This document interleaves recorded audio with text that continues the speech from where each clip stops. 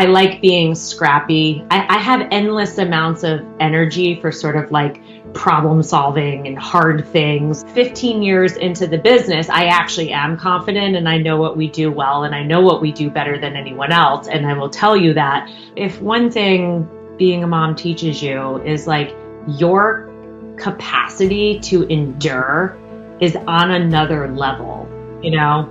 Like you are so much tougher than you think you ever could be.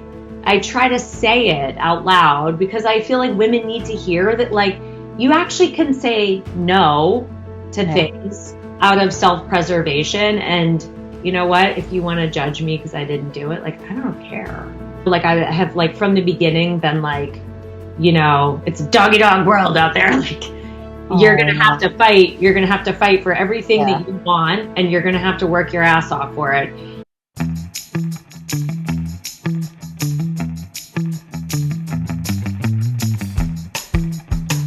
Welcome back to Be Anomalous, the podcast for the misfits, the trailblazers, the cultural disruptors, and anyone bold enough to carve their own path. I'm Sai Menon, and today's guest is Rebecca Bartlett, founder and CEO of Bartlett Brands, an award-winning branding and designing agency that's helped launch and scale some of the most recognizable brands across beauty, wellness, consumer products, and beyond. Through her work, Rebecca has partnered with founders at every stage, from early ideas to category-defining companies, helping them transform products into brands people genuinely connect with. In this conversation, we dive into the intersection of creativity and entrepreneurship. We talk about what makes a brand memorable, how founders can stand out in a crowded market, the realities of building a creative business, and the lessons Rebecca has learned from working alongside some of today's most innovative consumer brands. Whether you're building a company, growing a personal brand, or simply fascinated by the psychology behind why some brands resonate and others disappear, this episode is packed with insights. So, let's get into it. Hi, Rebecca. Welcome to Be Anomalous. It's so good to have you here.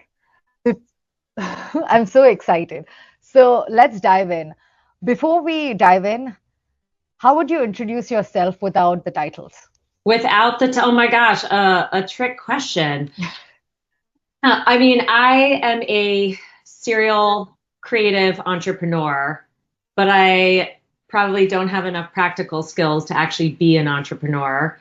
But like, I have the heart of an entrepreneur, and I mean, that sort of carries through all facets of my life, both as the founder and creative director of Bartlett Brands, my agency, but also in my home life where, you know, we are always working on a project and creating something. If something is not being created at any time, it would be like a very boring day. I've told my husband before, I've actually never been bored because I have an ability to create my own projects. Okay, that's so entrepreneurial. I don't think, I mean, you have all the practical experience that you need. Yeah. The only thing that I can't do is add numbers in an Excel doc. So, but someone else knows how to do that. So, yeah, I feel like that's not really these days. Everyone just kind of outsources that. Yeah. Because I mean, you have so many other facets that you can like help in, like now QuickBooks and all of these things that make it so easy for anyone to be an entrepreneur. Yeah. So tell me, you've been building so many brands.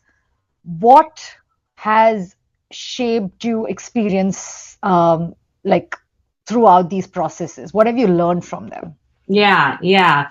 Well, prior to Bartlett Brands, I actually was in big corporate at a startup, which then was kind of a unicorn. I had never been in corporate before. Prior to that, I was on the agency side when I lived in New York. And I joined, it was called Bare Essentials at the time, which was the parent company of Bare Minerals, Buxom, and MD Formulations. And they were just this like startup. And I joined as the first senior creative person. And then it blew up. And so I sort of like got to do everything. I got to be on the ground making this thing, and it was fast and it was exciting and everyone was working for each other. And it was like this incredible time. And little did I know that that doesn't happen to every brand, to grow like that and sort of be a unicorn of that era. And I started Bartlett Brands and then have basically have been trying to get back to that ever since. So, most of our clients are funded startups, and I am their collaborative creative partner in figuring out how you go from zero to something, and build it again. So, just like in a constant state of building. I like being scrappy. I have endless amounts of energy for sort of like problem solving and hard things. Like if you give me something easy, I'm going to be bored. But yeah, my playbook was kind of like I cut my teeth on the inside. I got to do everything from, brand building to packaging to global expansion to retail point of sale to, web stuff. And,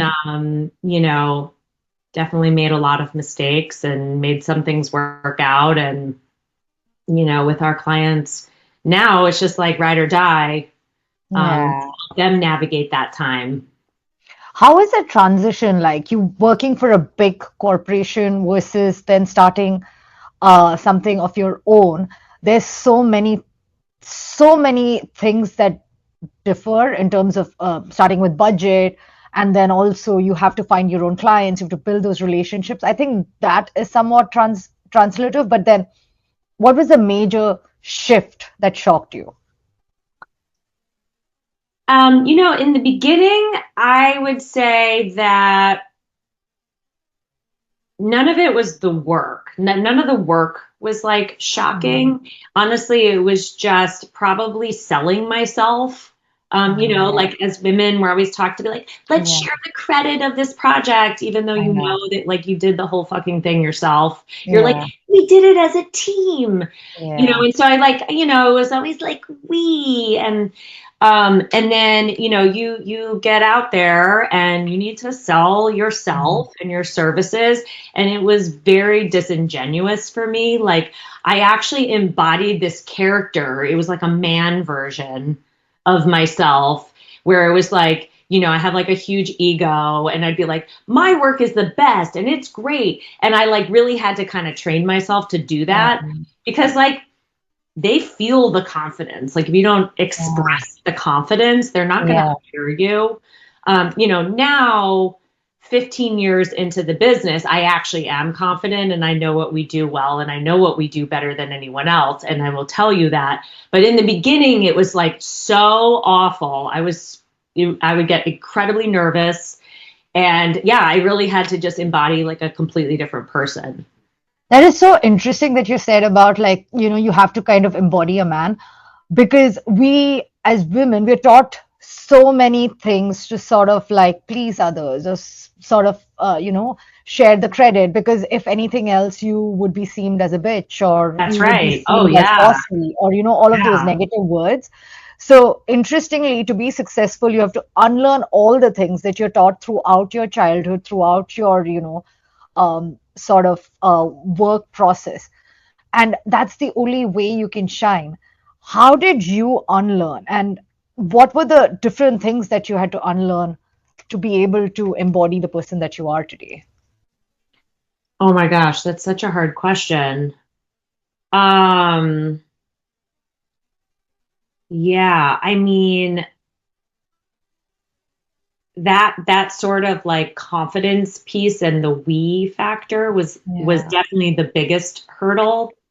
Um, I feel like there was also like a early sort of like negotiate, and this is another thing I feel like women like struggle with, and we talk about a lot in culture and society, like negotiating money was also like Mhm. challenging. You'd be like, knowing your worth sort of in terms of dollars was really challenging. Yeah. Um, you know, kind of unlearning that I was like, oh, I should be grateful to be in this senior position. Like Mm. somebody gave this to me, right? Yeah. Instead of like, well, I earned it. Yeah. Um, Yeah. And I feel like that was sort of tied Yeah. to money. Yeah. Some I think way. that is so important. Yeah, because um, I mean, a man can walk in and be able to negotiate and ask for his worth, and that's something that women are not really able to do that. Hmm. Um, and one of the things that helps is transparency. How were your peers around you? Did that help, like knowing what your worth was, and understanding how to negotiate and be better at, asking for what you really deserve? I don't think in the beginning it was there for me. Over time, I did sort of collect mentors, women in my space that are just absolute ballers. Um, Mm, but I remember in like sort of the early days of Bartlett Brands, I think I actually expected to get a little more help from, executives like at Bear that I was very close with mm, at the time. Like, I think I expected their support more when actually what I felt was everyone was like, kind of like, sink or swim and we'll watch you, which is interesting because I do feel that the support network really came through clients that I partnered with that ended up being like just these incredible role models in my life. But there was sort like I just remember this feeling of being like everyone is watching and waiting for me to fail. oh, And and then I didn't. Because like I said, I'm like have endless amounts of energy for stuff. Like I joke with one of my friends who's like has a very similar personality to me. She lives down the street. I'm like, at the end of the world, like you're one of the few people that has my location because like when everyone else dies in the zombie apocalypse, like the two of us are still going to be there. People ask me like, are you afraid that like AI is going to replace you? I'm like, come and get me.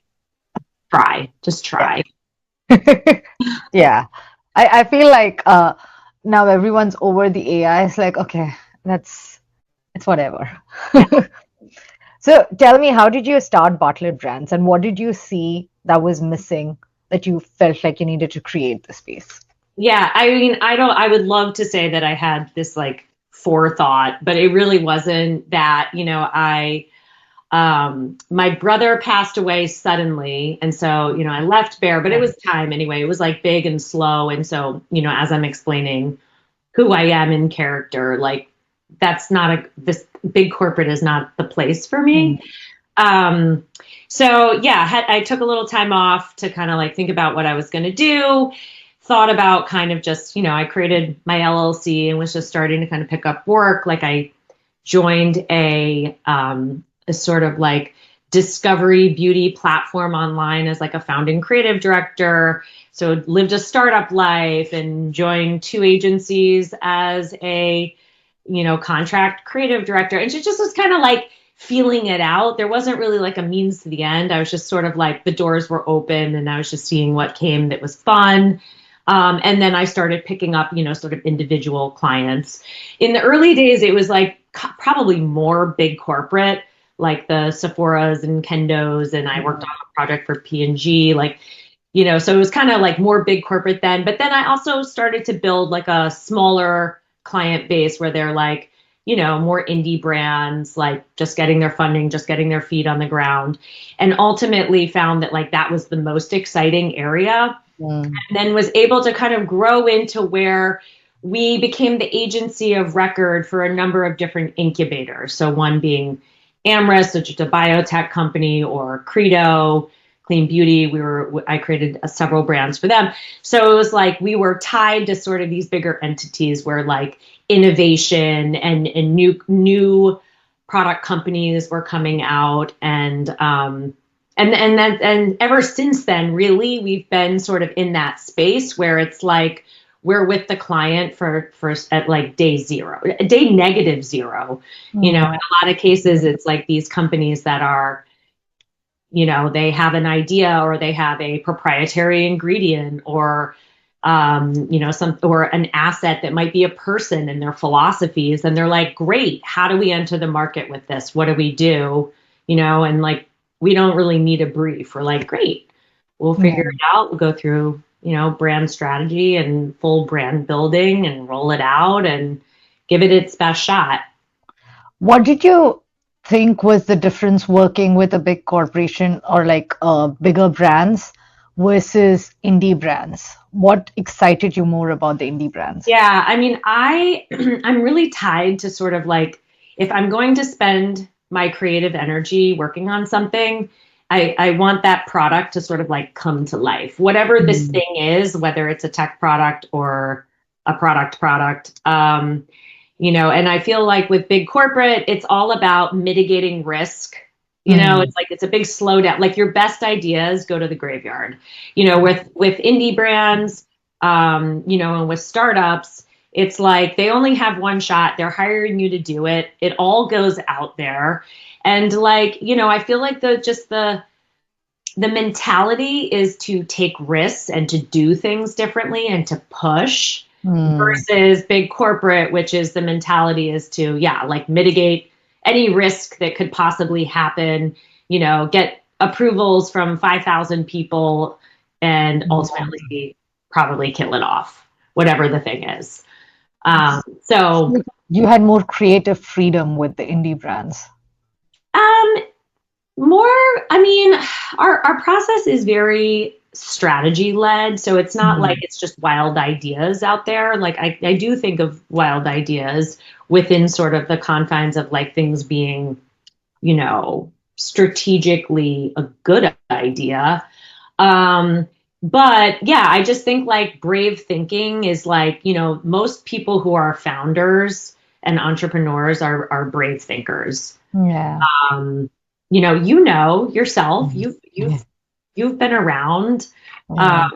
that world, and so yeah, I think people who are in big corporate, they want sort of like safety, security. They want to know they're Yeah. getting a paycheck, and they might be brilliant, creatives, but a lot of times the skills that you use within a big corporate organization is more about navigating the organization than Yeah. actually like figuring out how you're going to get some big thing to market in, 365 days or less. Have you been working with more women founders? What have you Yeah, learned through most of that our process? clients are women, not all. Some Yeah. of our founders are men. But yeah, I would say they are predominantly women. And the reason for that is like finds like, right? Like Yeah. a lot of the brands and products that we work on are for women. And as a women led and all women agency, like it kind of makes sense. Like we know what women want. Yeah. Like we also know what men want probably better than themselves. Yeah, But yeah, exactly.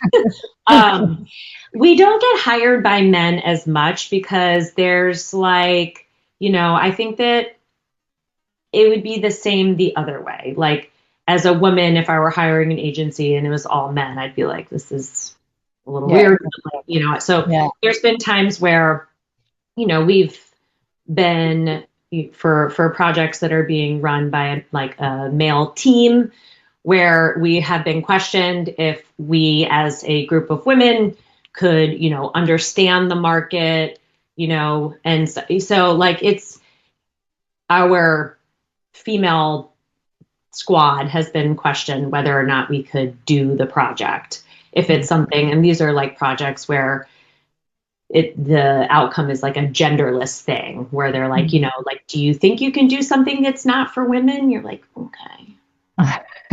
Yeah. Yeah, I Yeah. completely get that. You navigated from being like working for someone else and then working for yourself.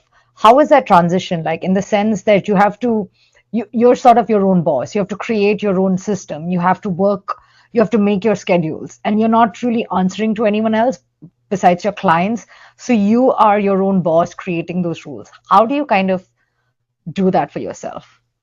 Well, I mean, I do want to be clear that like in some ways, the client still really is the boss. Like Yeah, yeah, if they have milestones, you're meeting their milestones. Like yeah, you set up a plan and you're delivering on those things. yeah.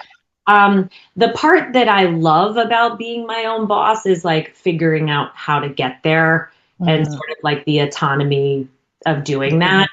Um, yeah, I mean, I do enjoy, I guess I've always been sort of like maybe like a bossy free thinker type person. And so it's kind of aligned with my persona. Be like, I think this project should go this way.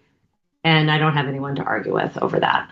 That's good, right? And of course, there's always more than one way to do something. I'm not saying that my way is the only way, but without anybody else, like there's no like bickering here. It's just like, Yeah. I mean, of course, I'm inclusive of my team's ideas, like where, their expertise and mine come together. Like, of course, it's sort of an open forum and I'm like, how should we get through this?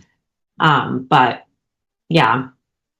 I had asked this to some other entrepreneur too, and they were like, at the end of the day, you still have to answer to someone, whether it's your Yeah. investors, whether it's your clients, it's always there's someone or the other that you still have to answer, have to rely on. That's right. And, I tell like, obviously employ designers and creatives, and like designers and creatives tend to be sensitive souls. And, when they feel frustrated that they feel like, oh, the client picked the one that they didn't like the best or whatever, the feedback is like something that they wish it wasn't.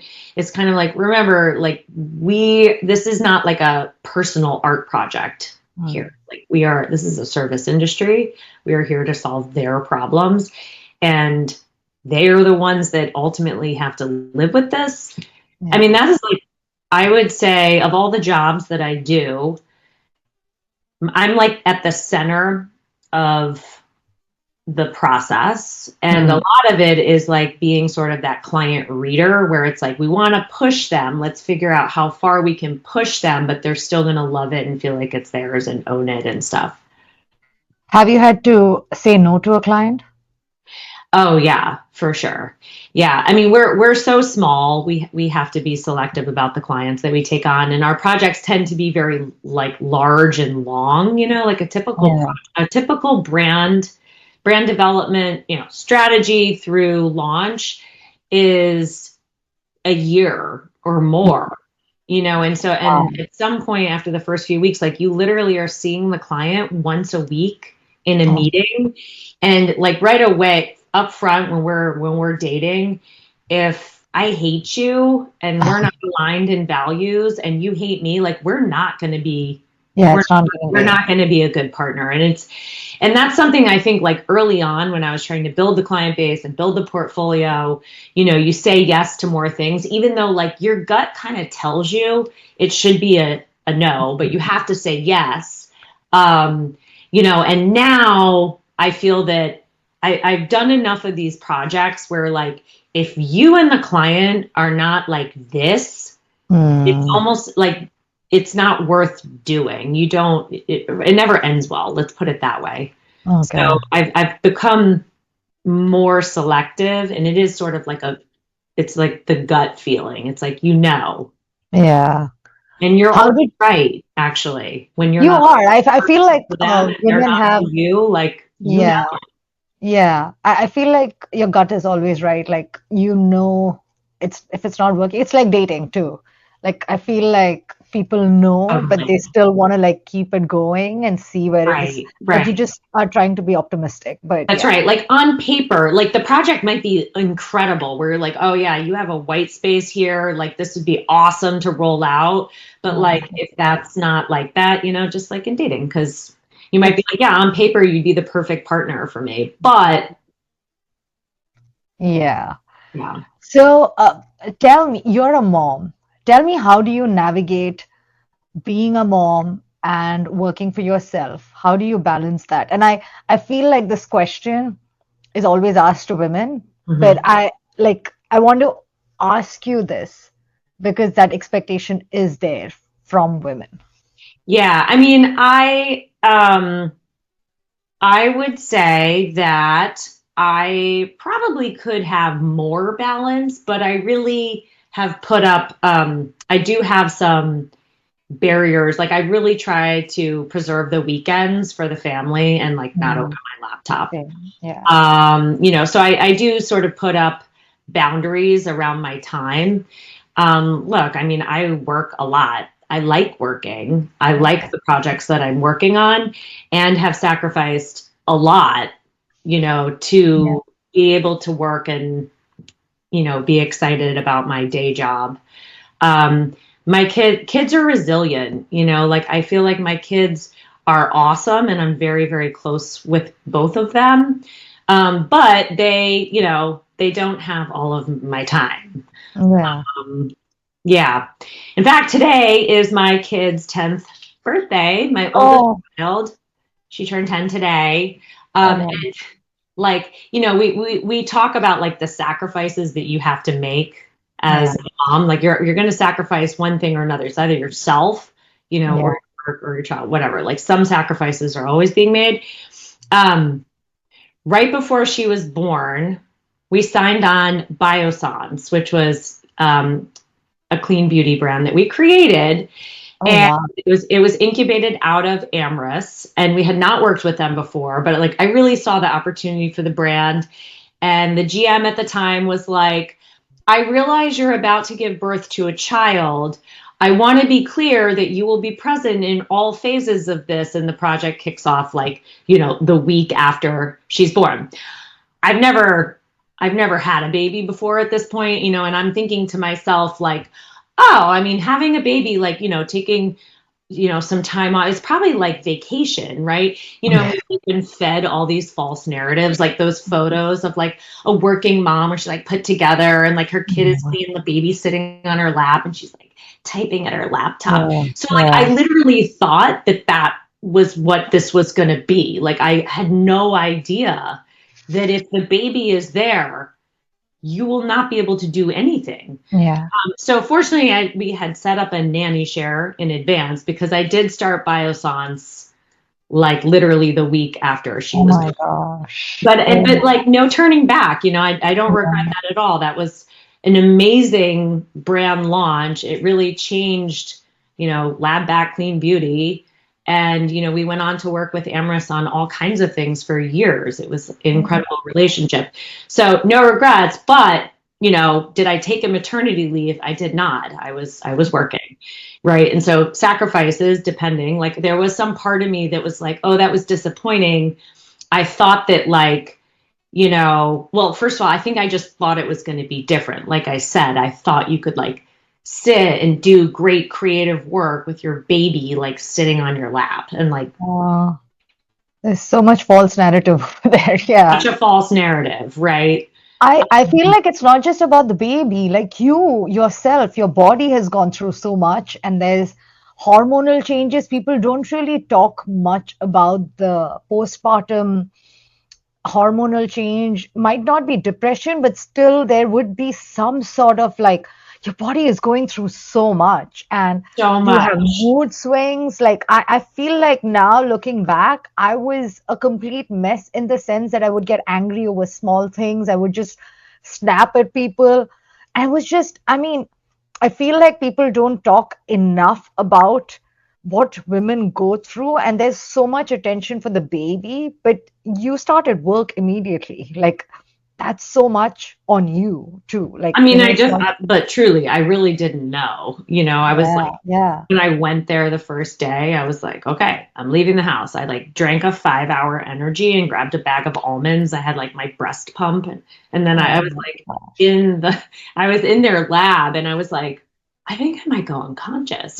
Like, Oh my God. but anyway,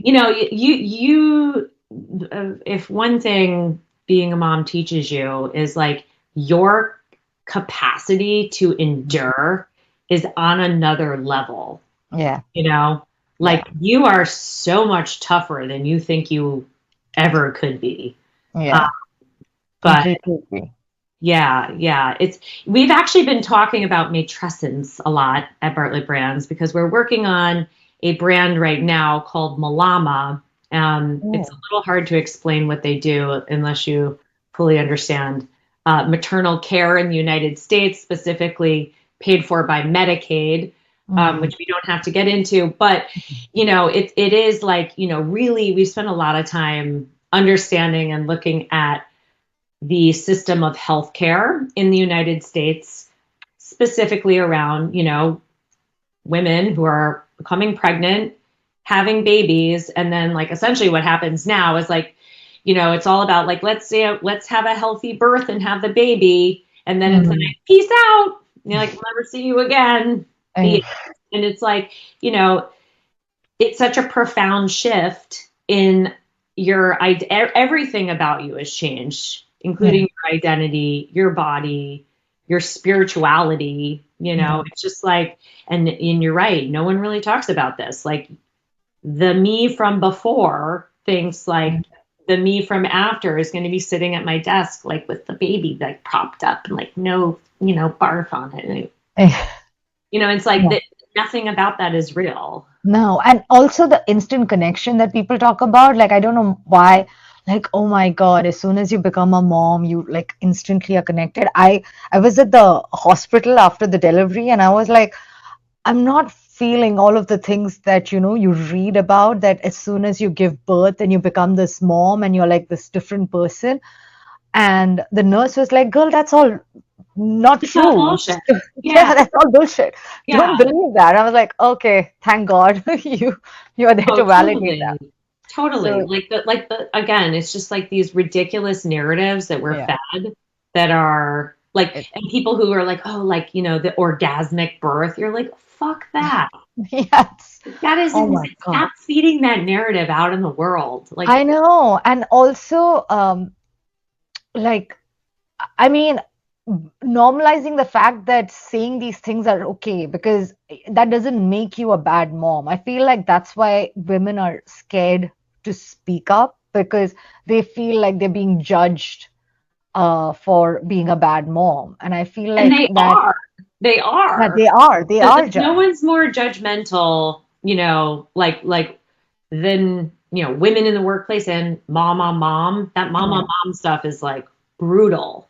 Oh, yeah. Um, you know, So yeah, how did you we've created just like these impossible standards for standards? Yeah. women to live up And to. it's only for women. Like, I mean, we were talking about this, right? Like, all of these standards are for women. There's nothing for men. And like anything that a man does, it's always seen with, uh, oh my God, they are heroes. And when women does their stuff, that's their job, Yeah. whether it's work or otherwise.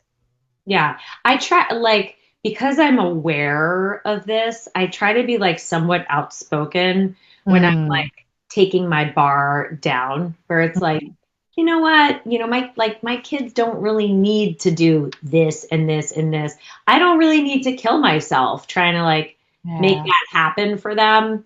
Um, I try to say it out loud because I feel like women need to hear that like you actually can say no to Yeah. things out of self-preservation. And you know what? If you want to judge me because I didn't do it, like I don't care.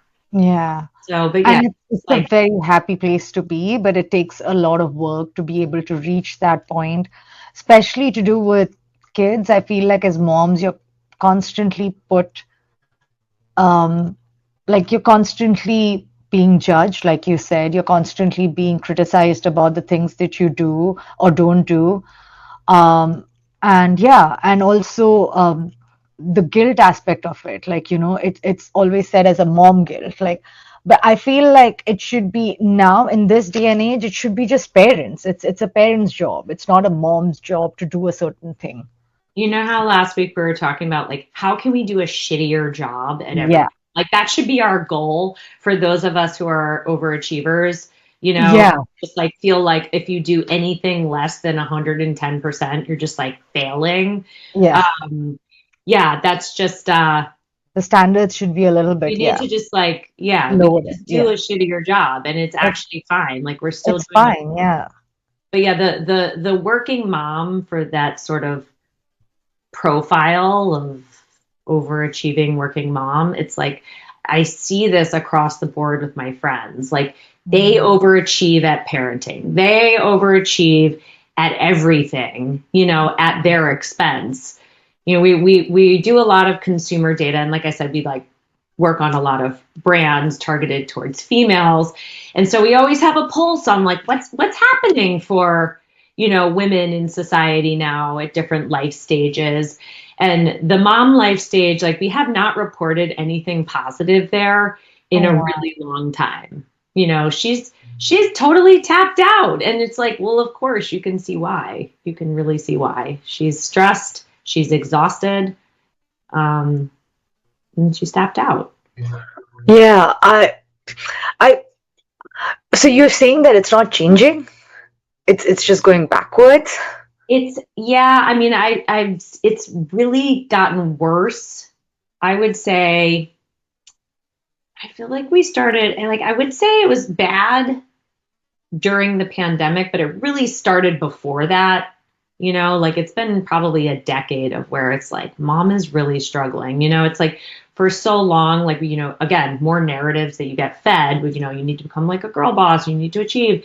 And so women like in the workplace are like kind of lapping men, more women go to college and like we are, working our way up. And with that comes a lot of sacrifice, right?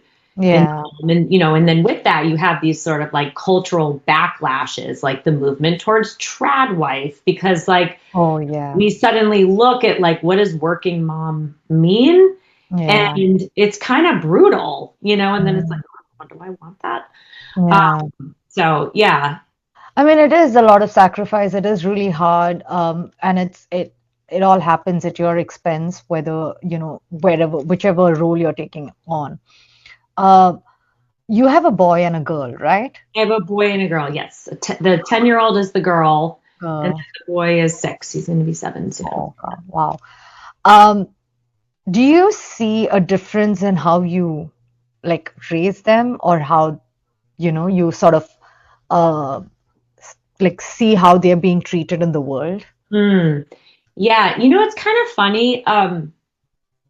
I do think that I raise them slightly differently. And then they also like sort of are different, Yeah. like my daughter, I feel like she, I'm always like, you need to face the world, like I have like from the beginning been like, it's a doggy dog world out there. Like you're going to have to fight. You're going to have to fight for everything Yeah. that you want, and you're going to have to work your ass off for it, and then like with my son, like I do feel like I try. He has more confidence than her already. I don't know how. Wow. He has a tremendous amount of confidence in a way that she doesn't necessarily exhibit.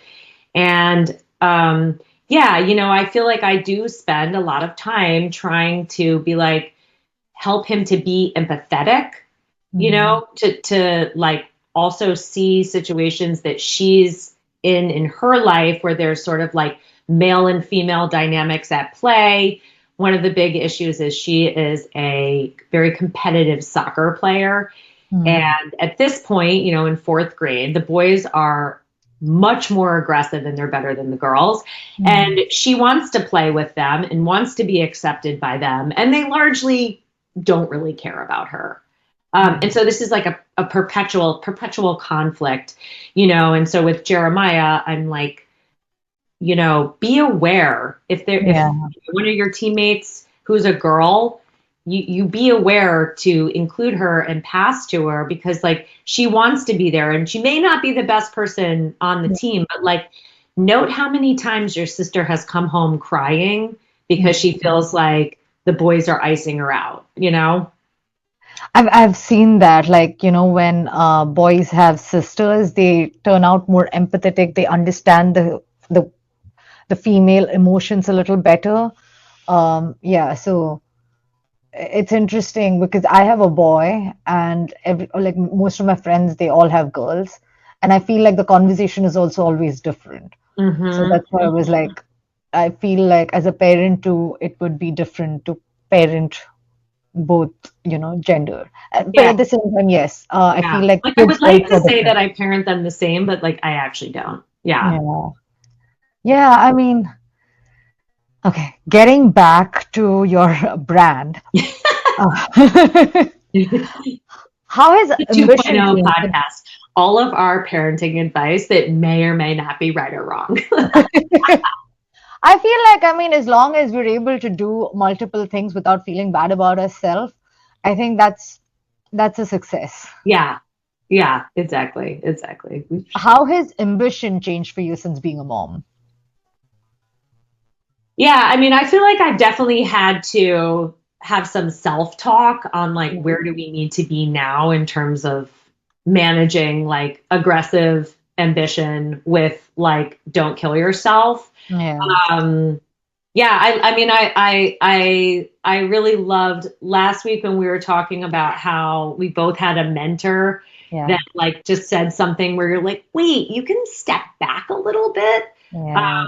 What was your mentor? What did your mentor say to you? My mentor, I was just constantly talking to her about like, oh, this is not happening. I have to work on this. I have to work on this. And my son had just been born. I think it was the first year, and she was like, just stop. You just have a newborn baby. Take the time with your child.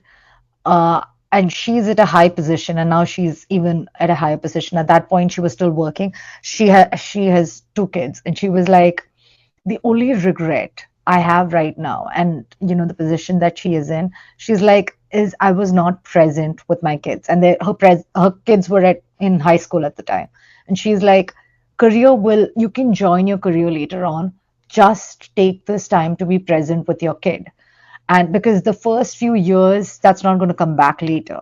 Yeah. You can always go back, and by killing yourself, you're not going to be able to focus in either place. Just kind of focus and take that time back with your kid, work, but don't be so like aggressive about it. Like, be Yeah. it's fine to take that time off. And I was like, oh, okay.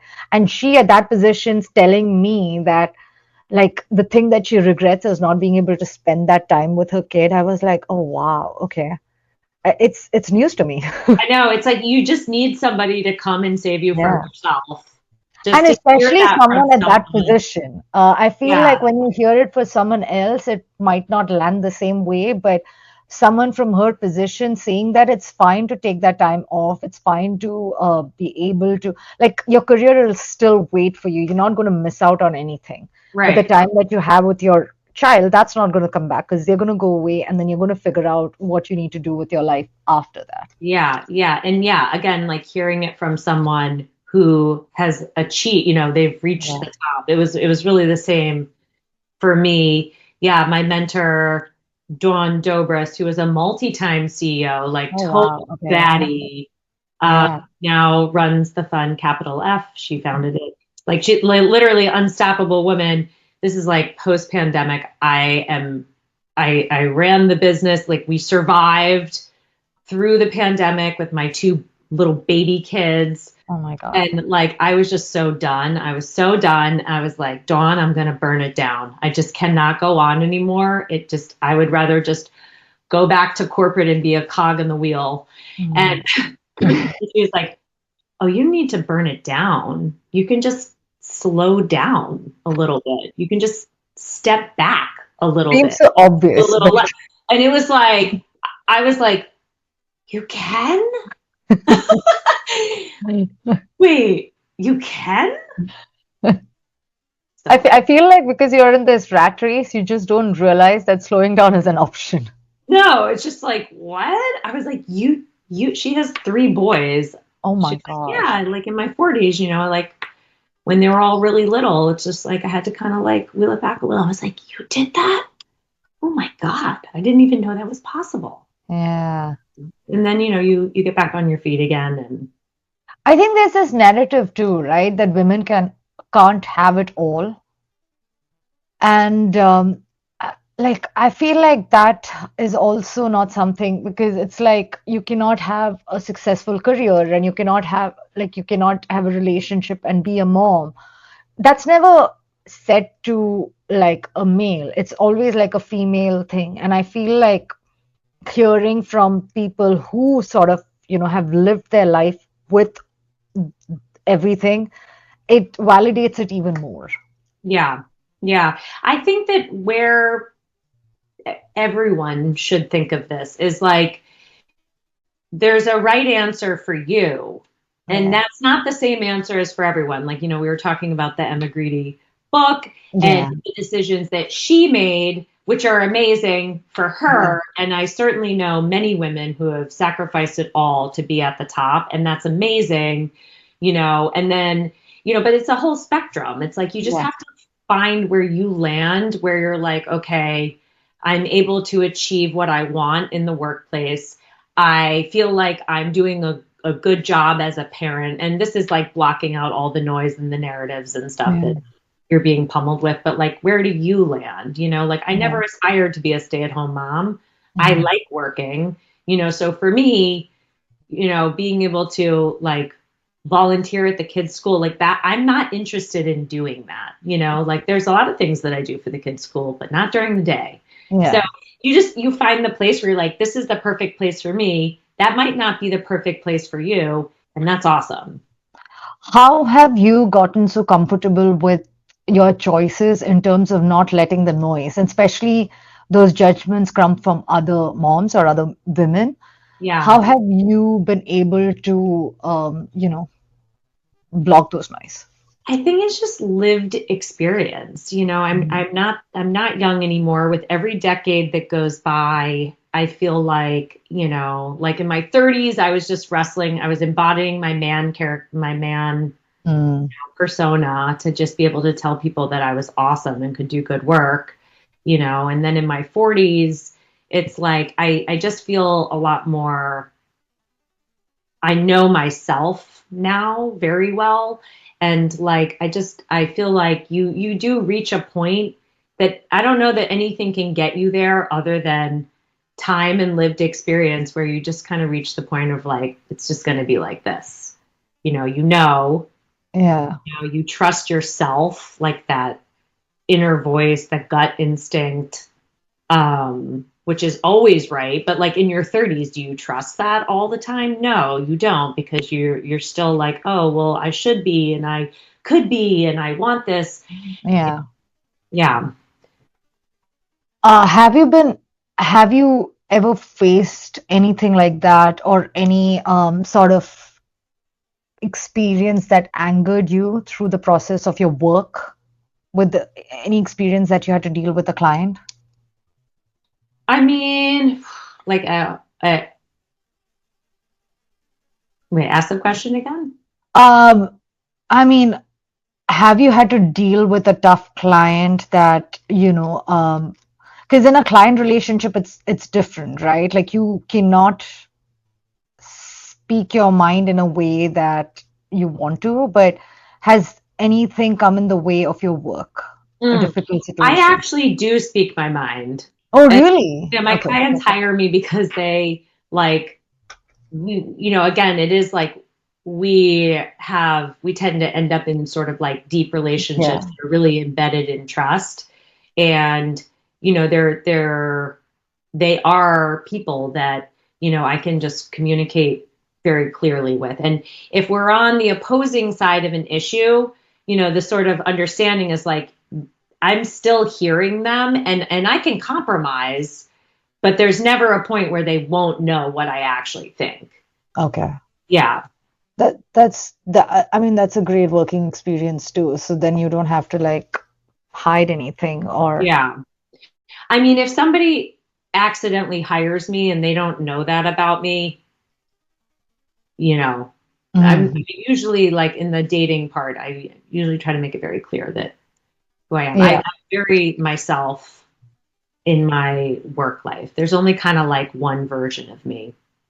What have you learned about brands throughout this process, especially with indie brands, that now there are so many of them? I mean, there was a phase where a lot of them were doing really well, and then now a lot of them are shutting down. Mhm. What have you learned through the process of working with them and just seeing them? Like, I mean, you are an expert in this, space. Yeah. Yeah. I would say that, I mean, probably the first thing to learn is like you can never run out of money. You need to make sure that Mm. don't you know? Yeah. Like if your idea, if your thing is something that you can't raise money around, you're dead. It might be the best idea ever. It might be something that the world really needs. The clients that I feel that are positioned to win are founders who are relentless in creative thinking on how they're going to get, you know, And for a lot of our, especially in the women's health and wellness space, like a lot of times you're not raising institutional money for like millions and millions of dollars. It's like smaller checks, like Yeah. because it's a tough category for your 90 something percent male investors who, like, for example, shout out to Novel Labs. I was speaking with one of the founders this morning. They make a product for anal rectal care. So after you push out your baby, when you have a Yeah. hemorrhoid, they're A bringing common problem. innovation to the category with a really excellent product that works.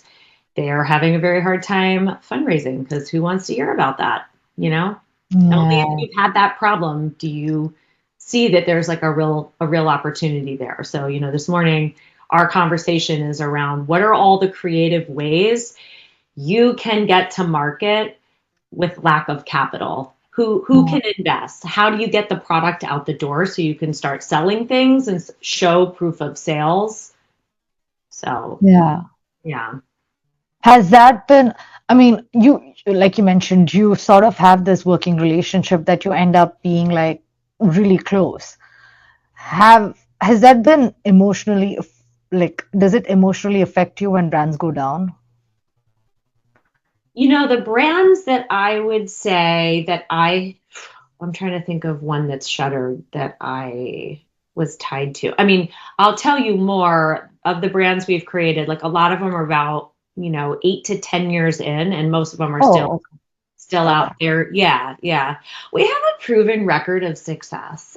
That's awesome. But it's a long road, like we're still working with these founders. I'm still helping navigate, situations Yeah. like yeah, it's exhausting. It's exhausting. And because these are like I'm thinking of two specifically where like these are multi-time entrepreneurs, they're women, and they're exhausted. It's Yeah. hard work growing a brand. Yeah. And like by all metrics of success, both of these brands are growing at the rate that they should be. But it comes down to sort of the founder being able to have limitless amounts of energy and to be able to keep going. Yeah. It's like I feel like everybody thinks like, oh, okay, I started a brand and then it's going to be like a unicorn. Like it's going to be Mm. valued at like $1 billion in 2 years. Honestly, with the exception of the Bare Essentials one, which was a little bit like damaging Yeah. the psyche around this, that is not how brands grow. Yeah. That's not how they grow. It's like brands, ones where you're like, oh, this brand, it's killing it. You're like, yeah, they've been at it for 10 years. Yeah. They've been putting in the work. I feel like that is also really good to hear because a lot of the times, even the brands that shut down, like Ami, Mm, they were, I mean, there was a lot of pressure on them from the investors, and I feel like there's a lot of that go grow fast mentality that kills brands, early on. And that was something that one of the founders had told me that her brand would have survived if she didn't partner with a VC. yeah. So Yeah. I feel like having that, what you just said, that they have been doing this for 10 years or for so many years, Yeah. that's really good to hear because Yeah. sometimes you just hear these unicorns like, oh, their valuation is something. There was this whole misinformation that, oh, you become a unicorn just by valuation. That doesn't really mean anything. And founders Right. don't Right. really get that. Yeah. Yeah. I mean, another thing that is like making sure you know what kind of investors you're Yeah. putting in there. Like that's a great example.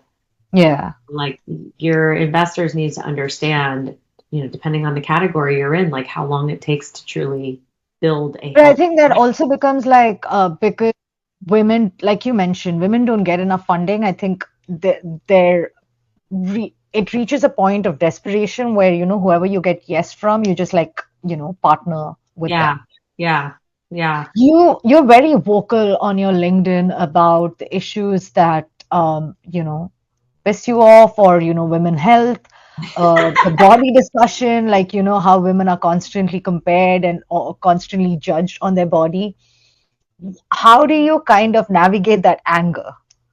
I mean, usually I try to stay out of the fray on social Yeah, media. yeah, Actually, I'm like LinkedIn is probably the only channel that I go on. But yeah, recently I got mad enough that I made a post where I was like, you know what? I don't care. This needs to be said.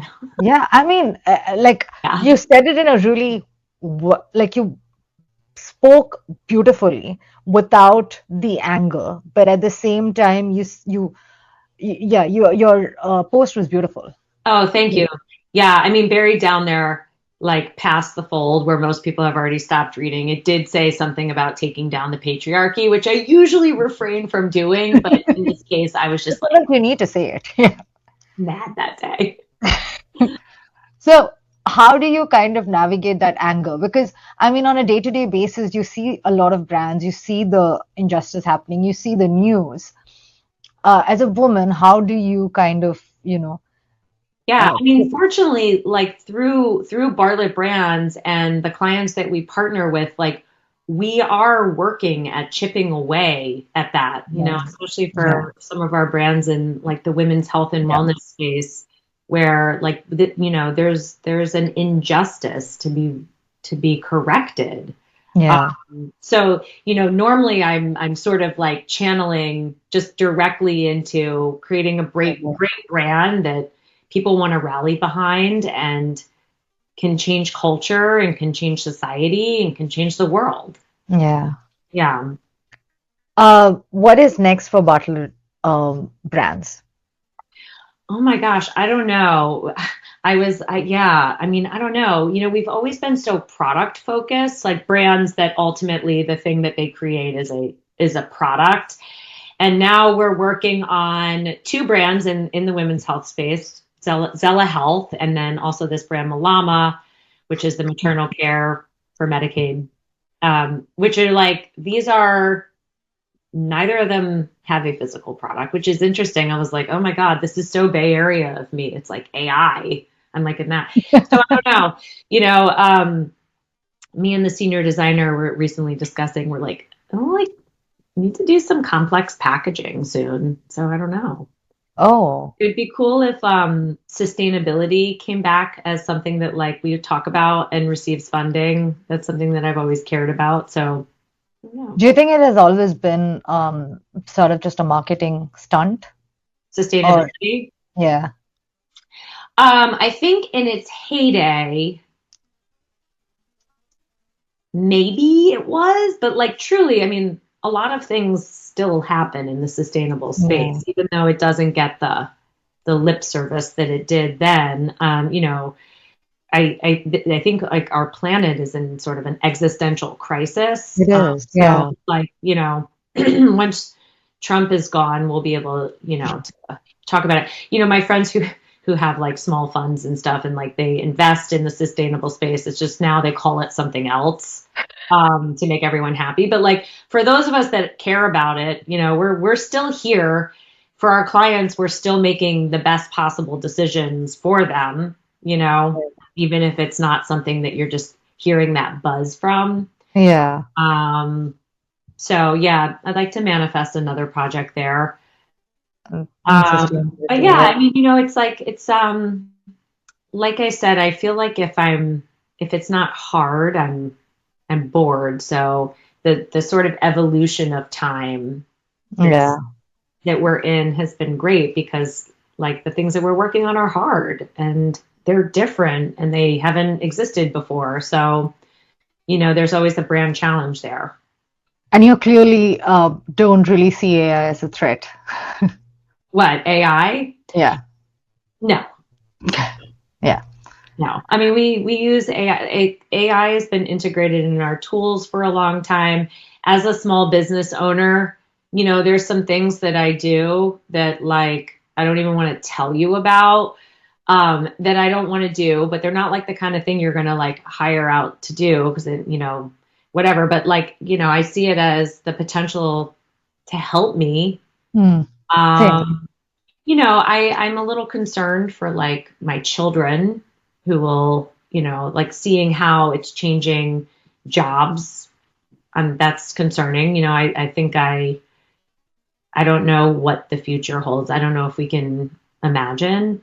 I try Yeah. to be optimistic about it. I like, for example, we talk about AI, of course, a lot. And my design team, who is younger than me, they're like very mad about it, even though they are also using all the tools that have come out. Yeah. Like, you have to evolve because like when I started my career, I was a designer and we were burning files onto CDs and mailing them to China. You know what I mean? And like, Yeah. so, That transition. and the Yeah. internet was like nascent. Yeah. And, now, so like I've already seen so many huge waves of innovation in tech that have affected our lives and my career, but they've all been positive. I'm going to just try to maintain positivity Yeah. around this as far as like this industry. It's going to change it. Obviously, nothing stays the same, but I will hope that, you know, um, that good designers and, good writers and strategists, we'll figure out our way. Yeah. Yeah. What advice would you have for the younger generation who's trying to do something, or trying to create a brand or trying to create an agency like you did?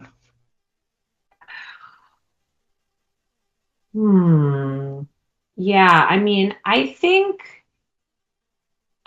like being like keeping your hand on the pulse of what your clients' needs are, um, being aware of what they will attempt to do on their own. I mean, honestly, that's probably the worst thing that's happened with AI is like, clients who are not experts in any of the things, are like, well, now because of AI, I can just like do this, but they really can't, like Yeah. as experts of this trade, um, we have a leg up there. Yeah. So I think it's like you kind of have to always be aware of like what they're doing and make sure that when you are selling your services to them, they understand your expertise, not just the output, you know? Yeah.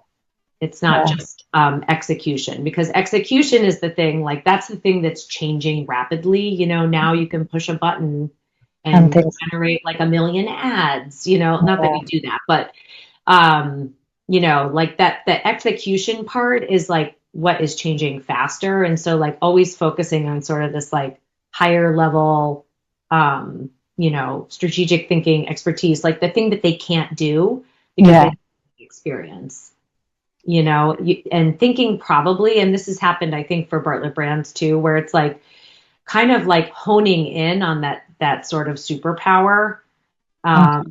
and not trying to, Be everything. so like the model of big agency where it's like turnkey and you show up and like you can get everything done in one place, like that is probably over.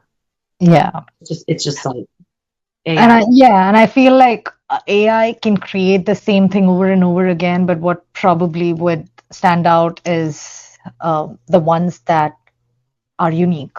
And I feel like maybe that's a good thing because then you would stand Yeah. out You need more you still need a person that to guide it. knows. Yeah. Yeah. Yeah. So we always end the conversation with a favorite book and a favorite quote that you live by. Okay. Favorite book. Um, well, I'll just go with the last book I read, which I loved, which is a murder mystery, like a Oh, multi-generational murder mystery. I'm a book escapist. I um, have purchased and have many books ranging from self-help to branding and business, and then they just sit there and get dusty and like I don't. But I do read anything like murder mystery. Like I want to just disappear oh, that's out of the yeah, woods. It yeah. was really awesome. And okay, favorite quote. I think I'm going to quote Martha Stewart when she said, "My favorite place is the one that I haven't been yet," which I feel was like, oh, she nailed it Oh, with that one. That's how I feel. oh, oh, that is so true. And oh my God, so deep too. What's to live by? Words to live by, yeah. Um, Thank you so much, Rebecca. This was such a great conversation, and I feel like we went everywhere with, being a woman, creating a brand. That's how it always goes. So thank you so much for taking the time, and this was such a great experience. Thank you, Sai. Love talking to you. That was Rebecca. If you enjoyed this conversation with Rebecca, I would love for you to share this episode with a founder, creator, marketer, or an entrepreneur who could really benefit from it. One of my biggest takeaway from this conversation is that great brands aren't built by following trends. They're built by understanding people. The strongest companies know who they serve, what they stand for, and aren't afraid to be different. And I think that lesson applies far beyond branding. If this episode resonated with you, make sure to like, share, subscribe on wherever you listen to our podcast. And if you are enjoying Be Anomalous, leaving a rating or review goes a long way in helping more people discover these conversations. Until next time, I'm Sai Menon. Be bold, be real, and be anomalous.